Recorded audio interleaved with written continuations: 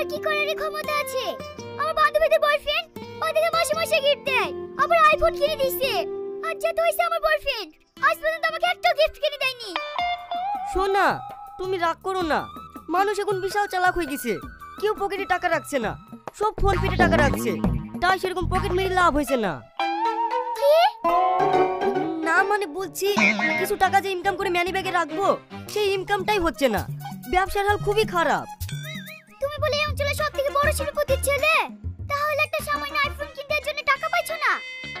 শোন না, হ্যাঁ তোমাকে আমি অল্প দিনেই আইফোন কিনে দেবো। এই সেই চোরটা না সেদিন যে আমার পকেট মেরেছিল? কি চোর নাকি?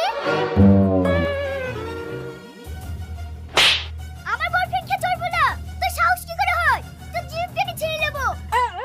চলো, এখানে আমরা থাকবো না, এখানকার মানুষজন ভালো না।